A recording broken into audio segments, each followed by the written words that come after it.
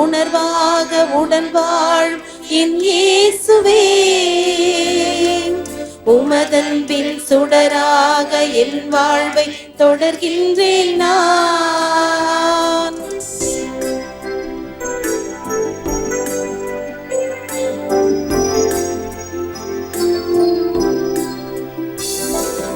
உருவாக்கும் போதுந்தன் பணியாற்றும் மழை போன்றை எனக்குள்ளே கனலாக்கினாய். வாழ்வாகும் வழியெல்லாம் விடுதலை என் விதை தோவ உன் வார்த்தை எனில் உரைத்தாயே. லட்சியத்தின் வாழ்வில் இலக்கணமே நீதான், அதற்காக என்னை நானும் தருகின்ற தீதான். உனதாற்றல் நான் கேட்கிறேன், உனதாற்றல் நான் கேட்கிறேன்.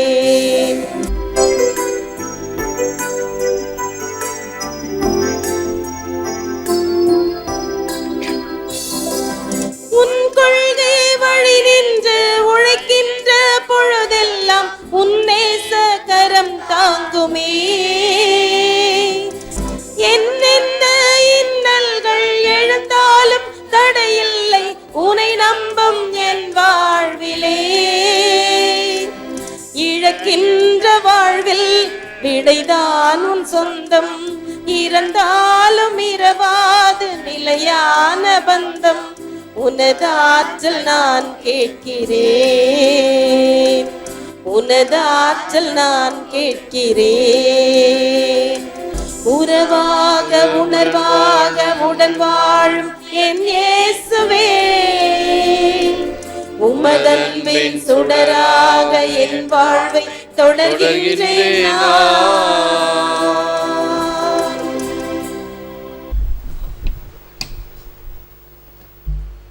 முழு மன தாழ்மையோடும் கனிவோடும் பொறுமையோடும் ஒருவருக்கொருவர் அன்புடன் தாங்கி அமைதியுடன் இணைந்து வாழ்ந்து தூய ஆவி அருளும் ஒருமைப்பாட்டை காத்து கொள்ள முழு முயற்சி செய்யுங்கள்.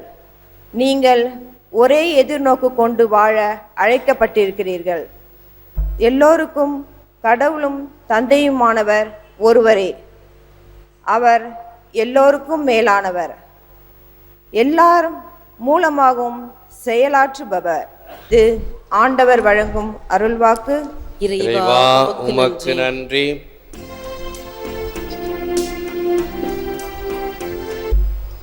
ஆண்டவரது மலையில் ஏற தகுதியுள்ளவர் யார்? அவரது திருத்தலத்தில் நிற்கக்கூடியவர் யார்? கரைபடாத கைகளும் மாசற்ற மனமும் உடையவர், பொய் தெய்வங்களை நோக்கி தம் உள்ளங்களை உயர்த்தாதவர். இவரே ஆண்டவரிடம் ஆசி பெறுவார்.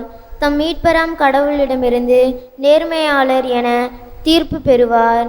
அவரை நாடுவோரின் தலைமுறையினர் இவர்களே.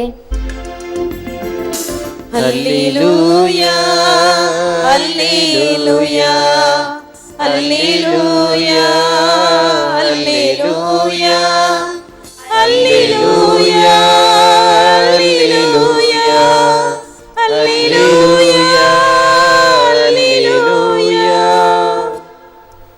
தந்தையே, விண்ணுக்கும் மண்ணுக்கும் ஆண்டவரே உம்மை போற்றுகிறேன். ஏனெனில் விண்ணரசின் மறைபொருளை குழந்தைகளுக்கு வெளிப்படுத்தினீர். அல்லேலூயா, அல்லேலூயா. ஆண்டவர் உங்களோடு இருப்பாராக, உம்மோடும் இருப்பாராக. புனித லூக்கா எழுதிய நற்செய்தியிலிருந்து வாசகம். ஆண்டவரே உமக்கு மகிமை.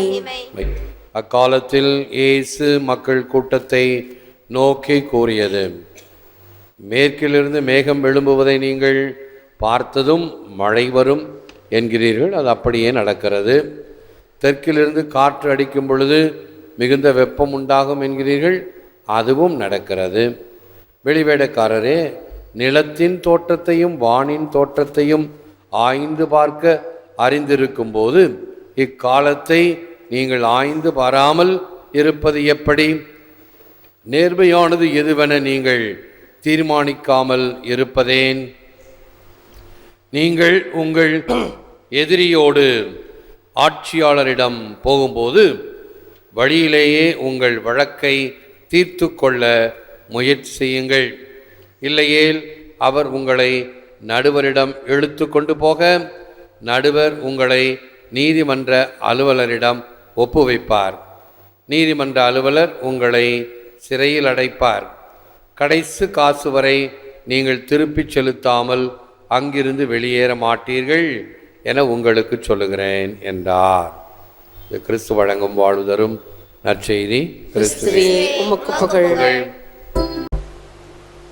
Why do you not know how to interpret the present time? நேர்மையானது எதுவென நீங்கள் தீர்மானிக்காமல் இருப்பதேன்? இயேசுவில் அன்பார்ந்த சகோதர சகோதரிகளே, அன்பார்ந்த பிள்ளைகளே, அன்பார்ந்த தொலைக்காட்சி நேய விசுவாசிகளே, Blessed Mother Teresa, Saint Teresa now of Calcutta, saw the signs of the times and the times have understood. Mother Teresa of Calcutta. அன்னை தெரேசா காலத்தின் அறிகுறிகளை கண்டார், காலமும் அன்னையை அறிந்து கொண்டது.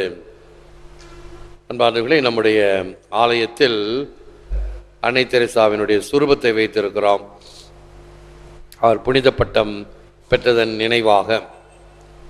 அந்தோனியார் கோயிலுக்கு வரவங்கெல்லாம், அந்த சிற்றாலயத்துக்கு வரவங்கெல்லாம் அதை முடிச்சுட்டு உடனே போய் அன்னை தெரேசாவை தொட்டு முத்தமிடுதல் அல்லது வேண்டிக் கொள்ளுதல், மெழுகுதிரிகளை ஏற்றல், மாலை போடுதல் அப்படி செஞ்சுட்டு போவாங்களே தவிர அந்த பக்கம் ஜான் பால் புனிதர் இருக்கிறார், போப்பாண்டவர், யாரும் கிட்ட போக மாட்டேங்கிறாங்க.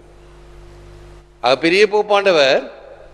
ஆனால் அவரை விட மக்களுக்கு, சாதாரண மக்களுக்கு, இன்னும் சொல்ல போனால் பிற மத சகோதரர்கள் அன்னை தெரேசாவை போய் கும்பிட்டுட்டு இப்படி போயிட்டே இருப்பாங்க. அன்னை தெரேசா இயேசுவை கொடுத்த ஒரு நபர், அந்த அன்பை பிரதிபலித்தவர். சாதாரண மக்களுக்கும் அவர் தெரிந்தவராக இன்று இந்தியாவிலே இருக்கிறார் என்று சொன்னால் மிகையாகாது. ஆகவேதான் அன்னை தெரேசா காலத்தின் அறிகுறிகளை கண்டார். இந்த மக்களுக்கு இப்பொழுது என்ன தேவை அதை இப்பொழுது கொடுத்தார். நான் பிறகு செய்வேன், என் உயிரையே கொடுப்பேன். அப்போ உயிரை கொடுக்கறது கிட்டும், இப்போதுக்கு கொஞ்சமாவது உடைய தோளை கொடு, அந்த துயரத்தை தாங்கு என்று செய்வதுதான் சாலச் சிறந்தது. Your time starts now and here. இங்கே இந்த இடத்தில் எனது பணியை செய்தல் வேண்டும். அதுதான் காலத்தின் அறிகுறிகளை அறிந்து கொள்ளுதல். காலத்தின் மாறுதலை உணராதவன் வாழ்வில் தோற்று போவான். இந்த நேரம், இந்த சமயம், இந்த காலகட்டத்தில் நான் எப்படி இருத்தல் வேண்டும்? இப்பொழுது இன்னும் ஒரு வாரத்தில் பருவமழை பெய்யக்கூடும். கடந்த வருடம் மழை பெய்து பெரிய வெள்ளக்காடானது. மறுபடியும் அப்படி ஒரு நிலைமை வரும். அதற்கு என்ன செய்ய வேண்டும்? இப்பொழுதே அந்த குப்பைக்கோளம் எல்லாம், கால்வாய்களை அடைத்து கொள்ளாமல் இருக்கக்கூடிய வகையில் தூர் வாரப்பட வேண்டும். நாமும் குப்பையை கொட்டாமல் இருக்க வேண்டும். அரசாங்கம் செய்யணும், அரசாங்கம் செய்யணும் கூப்பாடு போட்டுக்கிட்டு நான் குப்பையை போட்டுக்கிட்டு இருந்தால் என்ன அர்த்தம்? எனது சுற்றுப்புற சூழ்நிலையை சுத்தமாக வைத்திருத்தல் வேண்டும். பிறகு மழை வரும் பொழுது மழை நீரானது சேமிக்கப்பட வேண்டும். ஆகவே ஒரு புத்துணர்வு, ஒரு வைப்ரேஷன், இவைகள் எல்லாம் பெற வேண்டும் என்றால் இப்பொழுது வெள்ளிக்கிழமை காலை அருமையான மலர்ந்த பூக்களை புத்தம் புதிதாக இப்பொழுது வெள்ளிக்கிழமை ஆண்டவருக்கு அர்ப்பணிக்க வேண்டும். அதை பார்க்கும்போதே நமக்கு மனதுக்குள் இந்த வெள்ளிக்கிழமை ஆண்டவருக்கு என்னுடைய உள்ளம், இல்லம் அர்ப்பணிக்க வேண்டும், ஆண்டவருக்கு சிறந்ததை கொடுக்க வேண்டும். அவைகள் உருவாக்கின்றன. ஆக காலத்தின் மாறுதலை உணராதவன் வாழ்வில் தோற்று போவான். இவைகள் எல்லாம் நாம் கணித்து செயல்பட வேண்டும். We live in a world which the very God treaded on and made beautiful. John of the Cross. இறைமகனை வாழ்ந்து அழகுபடுத்திய உலகில் நாம் வாழ்கிறோம். ஆனால் இயேசு கிறிஸ்து இந்த உலகத்திலே வந்து அவதரித்து இதை வாழ்ந்து காட்டிய விதத்திலே போதித்ததும் சாதித்ததும் நாம் அறிவோம். ஆகவே நமக்கு ஒரு எடுத்துக்காட்டாக மேல்வரி சட்டமாக இருப்பவர் நம் ஆண்டவர் இயேசு கிறிஸ்து. Make an effort to settle with him on the way. லூக்கா 12:58. வழியிலேயே உங்கள் வழக்கை தீர்த்து கொள்ள முயற்சி செய்யுங்கள். வழியிலேயே உங்கள் வழக்கை. பல சமயத்தில் நீயா நானா என்பதுதான் வழக்கினுடைய உச்சகட்டமாக போய்கொண்டு இருக்கும். எப்பொழுது இந்த நீயா நானா என்பது இல்லையோ வழக்கை வராது, பாதியிலேயே சமரசமாகிவிடும். அப்படிப்பட்ட ஒரு மனநிலை அது கடினம். ஆனால் ஒரு சிலருக்கு உண்டு. எனக்கு தெரிந்த ஒரு பிரின்சிபால், அவங்க ஸ்டாஃப் மேலே அல்லது யார் மேலே ஏதாவது தப்பு செஞ்சுருந்தாங்கன்னா அவங்க செஞ்சது தப்பு தான், ஆகவே வேறு வழி இல்லை அப்படின்னு சொல்லி ஒரு கேஸுக்கு போக வேண்டிய சூழ்நிலை, கோர்ட் கேஸுக்கு போகும். அவரும் கேஸ் போடுவார். ஏன்னாகும் 2 கேஸும் அங்கே ஆடிக்கிட்டு இருக்கோம். இவர் கூப்பிட்டு சமரசப்படுத்தி சரி சரி போ போ மன்னிச்சிடணும், ஏன் ஃபாதர் இப்படி சொன்னீங்க, சரி போட்டு விடுங்க. ஆக இவைகளெல்லாம் சமாதானத்திற்கான வழிகள். நம்ம இருக்குப்படியாக இருக்கலாம், ஆனால் சமாதானத்திற்குரிய வழி எதுவோ அதை செய்தல் வேண்டும் என்பது நமக்கு சொல்லப்படுகிறது. முழந்தாள் இருப்போம், ஜெபிப்போமாக. Lord help us to try to live each day as though it were our final gift to you for your priceless gift of life to us.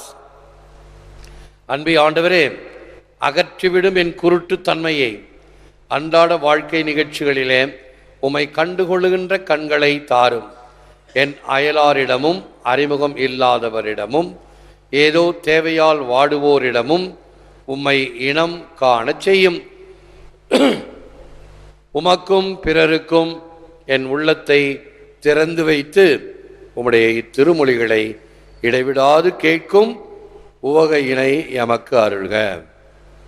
நீர் வாழ்ந்து காட்டிய விதத்தில் நாங்களும் வாழ்வதற்கு, காலத்தின் அறிகுறிகளை அறிந்து அதன்படி நடப்பதற்கு, எது தேவையோ அதை செய்வதற்கு வேண்டிய மனத்திடனையும் மனத்தெளிவையும் மன துணிவையும் தாரும். ஏற்று வரமருளும் இறைவா, காக்கும் கரங்களினால். ஆமென். ஆமென். என் இதய தெய்வமே, என்னில் எழுந்து வா, உன்னுறவை எண்ணியே உள்ளம் ஏங்குதே, உயிரே எழுந்து வா, உயிரே எழுந்து வா. அனைத்து காக்கும் தாயின் அன்பும் ஒரு நாள் அழியலாம், அறவழியில் நடத்தும் தந்தை அன்பும் அழியலாம். ஆனால் இயேசுவே, உன் அன்பிற்கழிவுண்டோ, என் இனிய அன்பே எழுந்து வா, என் இதய தெய்வமே, என்னில் எழுந்து வா. பிதாசுதன் பரிசுத்த ஆவியின் பெயராலே ஆமென். இயேசுவுக்கே புகழ், மரியே வாழ்க.